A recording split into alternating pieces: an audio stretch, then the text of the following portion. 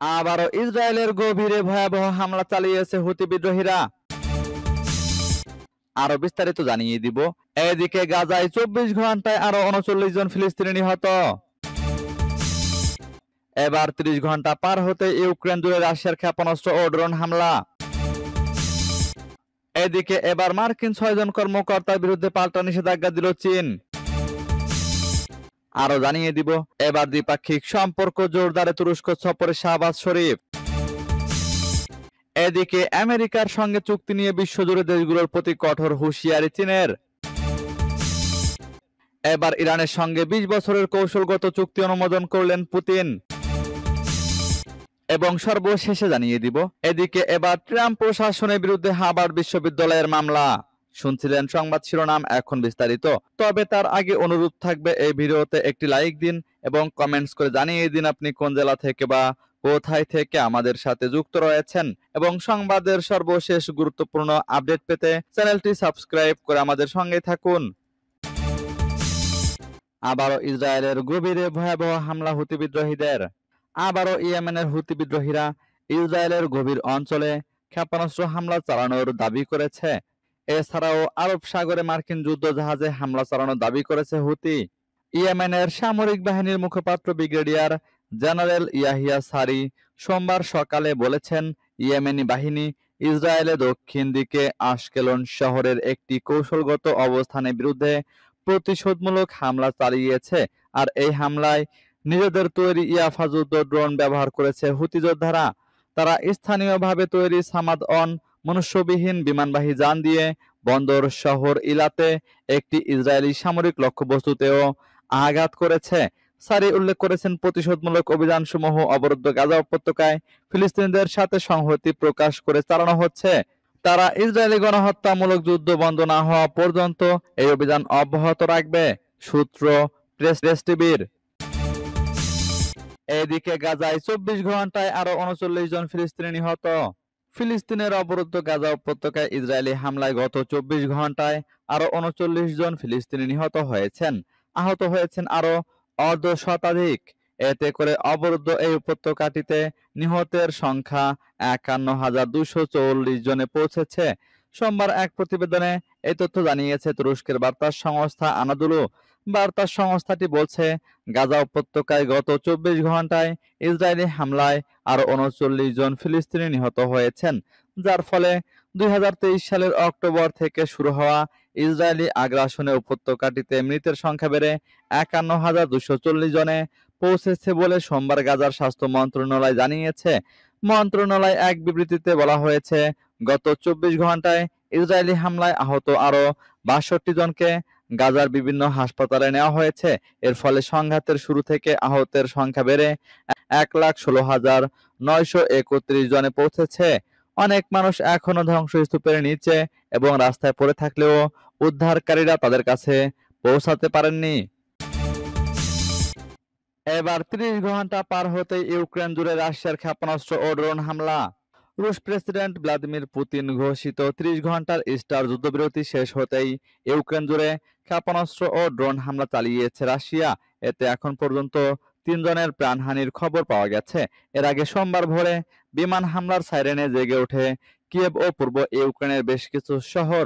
ইউক্রেনের বিমান বাহিনী জানায়, রাশিয়া এদিন 96টি ড্রোন ও 3টি ক্ষেপণাস্ত্র ছুড়ে হামলা চালিয়েছে। এর মধ্যে 42টি ড্রোন গুলি করে ধ্বংস করা হয়েছে এবং 47টি ড্রোনকে ইলেকট্রনিক্স যুদ্ধ পদ্ধতিতে বিভ্রান্ত করা হয়েছে। এসব হামলায় খার্কিভের 3 জনের প্রাণহানি এবং দনিপ্রপেট্রোভস্ক ও চেরকাসি অঞ্চলে বেশ কিছু ক্ষয়ক্ষতি হয়েছে বলে জানানো হয়েছে। তবে তাৎক্ষণিকভাবে হতাহতের বিস্তারিত তথ্য পাওয়া যায়নি। এর আগে রোববার ফ্রন্টলাইনে রাত 12টা পর্যন্ত সামরিক যুদ্ধবিরতি ঘোষণা করেছিলেন রুশ প্রেসিডেন্ট ভ্লাদিমির পুতিন। তবে ইউক্রেন দাবি করে বলেছে, রাশিয়া কেবল এই দিনেই প্রায় 3000 বার যুদ্ধবিরতি লঙ্ঘন করেছে, বিশেষ করে পোক্রোভস্ক অঞ্চলে ব্যাপক গোলাবর্ষণ করেছে। রাশিয়াও পাল্টা অভিযোগ করে বলেছে, ইউক্রেন 900-এরও বেশি ড্রোন হামলা চালিয়েছে এবং 444 বার গুলি ছুড়েছে। সেই সঙ্গে এসব হামলায় রুশ বেসামরিক নাগরিকদের হতাহতের কথাও বলা হয়েছে। এদিকে এবার মার্কিন 6 জন কর্মকর্তার বিরুদ্ধে পাল্টা নিষেধাজ্ঞা দিল চীন। যুক্তরাষ্ট্রের কয়েকজন কংগ্রেসম্যান, সরকারি কর্মকর্তা এবং কয়েকটি এনজিও প্রধানের উপর পাল্টা নিষেধাজ্ঞা দিয়েছে চীন। হংকং ইস্যুতে জঘন্য আচরণ করার অভিযোগে তাদের বিরুদ্ধে এই নিষেধাজ্ঞা ঘোষণা করেছে চীনের পররাষ্ট্র মন্ত্রণালয়। সোমবার বিকালে চীনের পররাষ্ট্র মন্ত্রণালয়ের মুখপাত্র গুও জিয়াকুন এই তথ্য নিশ্চিত করেছেন খবর রয়টার্সের। তিনি বলেন, গত মাসে চীনের মূল ভূখণ্ড ও হংকং-এর ৬ জন কর্মকর্তাকে নিষেধাজ্ঞা দিয়েছে যুক্তরাষ্ট্র। এর জবাবে এই পাল্টা নিষেধাজ্ঞা দেওয়া হয়েছে। যুক্তরাষ্ট্রের নিষেধাজ্ঞার চরম নিন্দা জানিয়ে গুও জিয়াকুন বলেন, হংকং-এর বিষয়ে যুক্তরাষ্ট্র যদি আরও কোনো ভুল পদক্ষেপ নেয়, চীনের দিক থেকেও শক্ত ও পাল্টা ব্যবস্থা নেওয়া হবে। সাউথ চায়না মর্নিং পোস্টের প্রতিবেদনে বলা হয়, গত ৩১শে মার্চ চীনের স্বায়ত্তশাসিত অঞ্চল হংকং এবং চীনের মূল ভূখণ্ডের ৬ জন কর্মকর্তার উপর নিষেধাজ্ঞা ঘোষণা করে ওয়াশিংটন। তারা জাতীয় নিরাপত্তা ও উচ্চ পর্যায়ের সরকারি কর্মকর্তা। এসব কর্মকর্তার বিরুদ্ধে ওয়াশিংটনের অভিযোগ ছিল হংকংয়ের গণতন্ত্রপন্থী ১৯ জন রাজনীতিবিদ ও অ্যাক্টিভিস্ট চুপ করে দিতে এবং উত্ত্যক্ত করতে তারা জাতীয় নিরাপত্তা আইন ব্যবহার করেছিলেন। এবার দ্বিপাক্ষিক সম্পর্ক জোরদারে তুরস্ক সফরে শাহবাজ শরীফ। পাকিস্তানের প্রধানমন্ত্রী শাহবাজ শরীফ মঙ্গলবার এক সরকারি সফরে তুরস্ক যাচ্ছেন। সফর উপলক্ষে পাকিস্তানের পররাষ্ট্র মন্ত্রণালয় এক বিবৃতিতে জানিয়েছেন, পাকিস্তানের প্রধানমন্ত্রী শাহবাজ শরীফ আজ এক সরকারি সফরে তুরস্ক যাচ্ছেন। সফর উপলক্ষে পাকিস্তানের পররাষ্ট্র মন্ত্রণালয় এক বিবৃতিতে জানিয়েছেন, এই সফরে প্রধানমন্ত্রী শাহবাজ শরীফ তুরস্কের প্রেসিডেন্ট রিসেপ তাইপ এরদোগানের সঙ্গে দ্বিপাক্ষিক সম্পর্কের বিভিন্ন দিক নিয়ে বিস্তৃত আলোচনা করবেন এবং আঞ্চলিক ও বৈশ্বিক পরিস্থিতি নিয়েও মতবিনিময় করবেন। পররাষ্ট্র মন্ত্রণালয় জানিয়েছে, দীর্ঘদিনের মিত্র এবং কৌশলগত অংশীদার হিসেবে পাকিস্তান ও তুরস্কের মধ্যে নিয়মিত উচ্চ পর্যায়ের আদান প্রদান হয়ে থাকে, যা দুই জাতির ভ্রাতৃত্বপূর্ণ সম্পর্কের প্রতিফলন। দুই দেশের মধ্যে বিদ্যমান রয়েছে উচ্চ পর্যায়ের কৌশলগত সহযোগিতা কাউন্সিল নামক একটি প্রাতিষ্ঠানিক নেতৃত্ব পর্যায়ের কাঠামো, যার মাধ্যমে পারস্পরিক স্বার্থ সংশ্লিষ্ট নানা বিষয়ে সহযোগিতা ও সমন্বয় করা হয়। ২০২৫ সালের ১২ ও ১৩ ফেব্রুয়ারি ইসলামাবাদে এই কাউন্সিলের ৭ম অধিবেশন অনুষ্ঠিত হয়। এদিকে আমেরিকার সঙ্গে চুক্তি নিয়ে বিশ্বজুড়ে দেশগুলোর প্রতি কঠোর হুঁশিয়ারি চীনের। দ্বিতীয় মেয়াদে যুক্তরাষ্ট্রের ক্ষমতায় বসেই চীনের সঙ্গে বাণিজ্য যুদ্ধ শুরু করে দিয়েছেন মার্কিন প্রেসিডেন্ট ডোনাল্ড ট্রাম্প। দুই দেশের পাল্টাপাল্টি শুল্ক আরোপে অস্থির হয়ে উঠেছে বিশ্ববাজার। এরই মধ্যে আমেরিকার সঙ্গে বাণিজ্য চুক্তি নিয়ে বিশ্বজুড়ে দেশগুলোর প্রতি হুঁশিয়ারি উচ্চারণ করল চীন। বৈশ্বিক পরাশক্তি এই এশীয় দেশটি বলেছে, কেউ যেন যুক্তরাষ্ট্রের সঙ্গে এমন কোনো বাণিজ্য চুক্তিতে না যায় যা চীনের স্বার্থের ক্ষতি করে। যুক্তরাষ্ট্র ও চীনের মধ্যকার বাণিজ্য যুদ্ধ যখন নতুন মাত্রা নিচ্ছে, ঠিক তখনই এমন বক্তব্য দিল বেইজিং।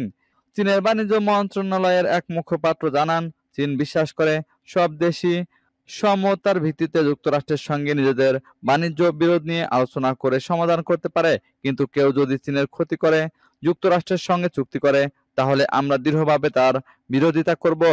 তিনি আরও বলেন, যদি কোনো দেশ এমন পদক্ষেপ নেয়, চীন তখন সঠিক এবং সমুচিত প্রতিক্রিয়া জানাবে। চীনের কাছ থেকে এই হুঁশিয়ারি এসেছে এমন এক সময় যখন মার্কিন প্রেসিডেন্ট ডোনাল্ড ট্রাম্পের প্রশাসন চেষ্টা করছে যেসব দেশ যুক্তরাষ্ট্র থেকে শুল্ক ছাড় বা ছাড়পত্র চাইছে, তাদের যেন চীনের সঙ্গে বাণিজ্য সীমিত করতে চাপ দেওয়া হয়। এবার ইরানের সঙ্গে ২০ বছরের কৌশলগত চুক্তি অনুমোদন করলেন পুতিন। রাশিয়ার প্রেসিডেন্ট ভ্লাদিমির পুতিন ইরানের সঙ্গে ব্যাপক কৌশলগত অংশীদারিত্ব চুক্তির অনুমোদন সংক্রান্ত আইনে সই করেছেন। বার্তা সংস্থা তাস জানিয়েছে, সোমবার পুতিন চুক্তিটি অনুমোদনকারী আইনে সই করেন। নথিটি রুশ আইনি তথ্যের অফিসিয়াল ওয়েব পোর্টালে পোস্ট করা হয়েছে। প্রতিবেদনে বলা হয়, এই চুক্তিতে দীর্ঘমেয়াদী দৃষ্টিকোণ থেকে মস্কো এবং তেহরানের মধ্যে সহযোগিতার আরও উন্নয়নের জন্য আইনি কাঠামো নির্ধারণ করা হয়েছে। এটি রাশিয়া এবং ইরানের কৌশলগত অংশীদার হিসেবে মর্যাদাকে প্রতিষ্ঠিত করে এবং প্রতিরক্ষা, সন্ত্রাসবাদ মোকাবেলা, জ্বালানি, অর্থ, পরিবহন, শিল্প, কৃষি, বিজ্ঞান ও সংস্কৃতি এবং প্রযুক্তি সহ সব ক্ষেত্রকে অন্তর্ভুক্ত করে। ২০২৫ সালে জানুয়ারিতে ইরানের প্রেসিডেন্ট মাসুদ পেজেশকিয়ানের মস্কো সফরের সময় এই চুক্তি সই হয়েছিল চলতি মাসের শুরুতে। রাশিয়ার স্টেট ডুমা এবং রাশিয়ার ফেডারেশন কাউন্সিল উভয়ই চুক্তিটি অনুমোদন করে। প্রাথমিকভাবে চুক্তি সইয়ের পর পুতিন এটিকে একটি যুগান্তকারী দলিল বলে অভিহিত করেন। অন্যদিকে ইরানের প্রেসিডেন্ট এটি সকল ক্ষেত্রে ইরান ও রাশিয়ার সম্পর্কের ক্ষেত্রে একটি নতুন অধ্যায়ের সূচনা করবে বলে জানান। এদিকে এবার ট্রাম্প প্রশাসনের বিরুদ্ধে হার্ভার্ড বিশ্ববিদ্যালয়ের মামলা। ট্রাম্প প্রশাসনের সঙ্গে সংঘাতে নামল হার্ভার্ড বিশ্ববিদ্যালয়। ট্রাম্প প্রশাসনের বিরুদ্ধে $200 কোটিরও বেশি অর্থায়ন বন্ধের জন্য মামলা দায়ের করেছে বিশ্ববিদ্যালয়টির কর্তৃপক্ষ। মার্কিন সংবাদ মাধ্যম নিউ ইয়র্ক টাইমসের প্রতিবেদন অনুযায়ী বিশ্ববিদ্যালয়ের সভাপতি অ্যালান গার্বার সোমবার এক বিবৃতিতে এ তথ্য জানান। এক বিবৃতিতে তিনি বলেন, ট্রাম্প প্রশাসনের অবৈধ দাবি মেনে নিতে অস্বীকৃতি জানানোর পর গত সপ্তাহে ফেডারেল সরকার একের পর এক পদক্ষেপ নিয়েছে। তহবিল স্থগিত করাকে বেআইনি এবং সরকারের ক্ষমতার বাইরে হিসেবে অভিহিত করেছে। জানা যায়, হার্ভার্ড বিশ্ববিদ্যালয়ের পক্ষ থেকে দায়ের করা মামলায় মার্কিন সরকারের কয়েকটি গুরুত্বপূর্ণ সংস্থার নাম উল্লেখ করা হয়েছে, যার মধ্যে রয়েছে শিক্ষা, স্বাস্থ্য, বিচার, জ্বালানি বিভাগ এবং সাধারণ পরিষেবা প্রশাসন। মার্কিন প্রেসিডেন্ট ডোনাল্ড ট্রাম্প এবং হার্ভার্ড বিশ্ববিদ্যালয়ের মধ্যে এক সপ্তাহেরও বেশি সময় লড়াই চলছে। বিশ্বের সেরা শিক্ষা প্রতিষ্ঠানগুলির মধ্যে একটি ক্যাম্পাস বিক্ষোভের বিষয়ে সরকারের দাবি অমান্য করার পর হোয়াইট হাউস হার্ভার্ড বিশ্ববিদ্যালয়ের $2.2 বিলিয়ন অনুদান আটকে দিয়েছে। এই নিয়ে শুরু হয়েছে সংঘাত।